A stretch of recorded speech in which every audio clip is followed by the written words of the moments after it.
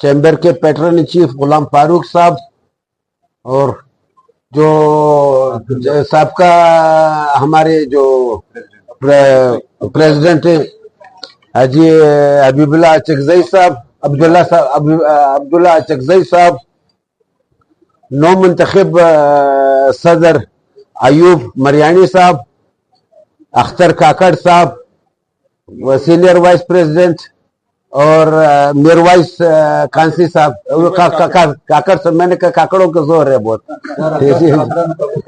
आज के इस पुरवकार तकरीब में मुझे दावत देने पे आप लोगों का शुक्रिया अदा करता हूं।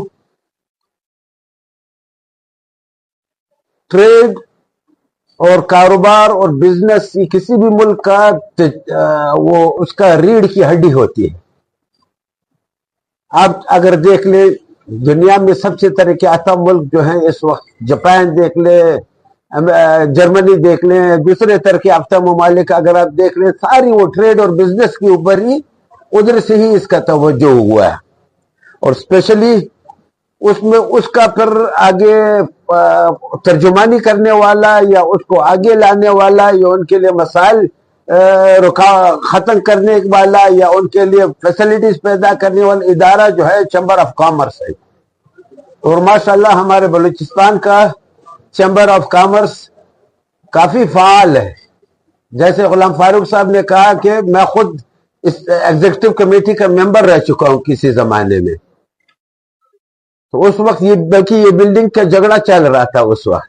फिर मुझे कहते हैं कि आप समझते हैं, ये हम लोग नहीं समझते, हम लोग तो बिजनेस वाले हैं। ये ठेकेदार के साथ झगड़ा, मैंने बैठ करके 2 घंटे में वो झगड़ा हल करवा दिया, वो बिल्डिंग कंप्लीट हो गई। क्योंकि हमारी कंस्ट्रक्शन बैकग्राउंड की है, हम खुद हमारी फैमिली जो है तमाम जो है वो बिजनेस कंसर्न है सारे हमारे। तो इस वजह से हमारी जो तमाम जो है एक इंटरेस्ट जो है और सूबे का इंटरेस्ट जो है, सूबे का मैं समझता हूँ इस वक्त 80% या 70% से ज्यादा रोजगार इसी बिजनेस कम्युनिटी से है। चाहे वो सरकारी नौकरी है तो हम कुछ दे रहे हैं, लेकिन फिर भी बजट का 80% 70% हिस्सा ले जा रहे हैं। लेकिन तिजारत जो है ना कि इधर एक्टिविटी पैदा करता है, पैदावार इधर बढ़ाता है, यहाँ रोजगार भी बहुत बड़ा जरिया है। सबसे बड़ा जरिया इस वक्त ताजर है हमारे।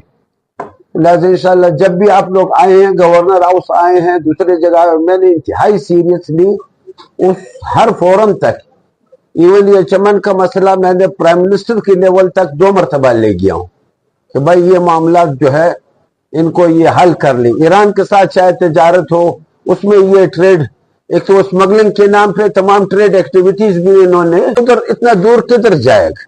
और वैसे भी सरियाब रोड आजकल गजा पट्टी बना हुआ है, तो बिजनेसमैन नॉर्मली कूल हालात में पसंद करता है कि उधर ही जाए।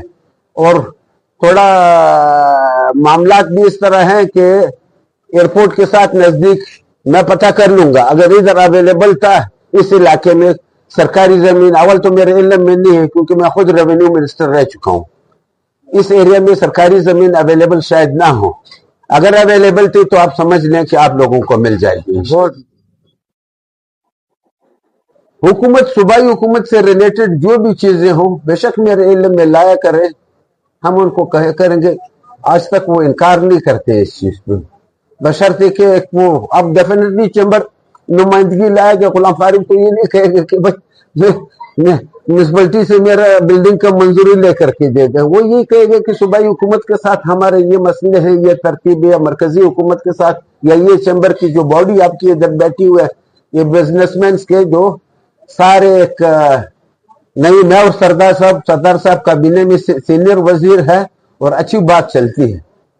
मैं जो भी हम लोगों को जो काबीने से करवाना हो तो इनको बता देते हैं, गवर्नमेंट से करवाना होता है वो फिर चीफ मिनिस्टर को बता देते। इंशाल्लाह उधर से भी कोशिश करेंगे कि कोई इस तरह मुश्किल पैदा नहीं हो जाए कि आप लोगों के रास्ते में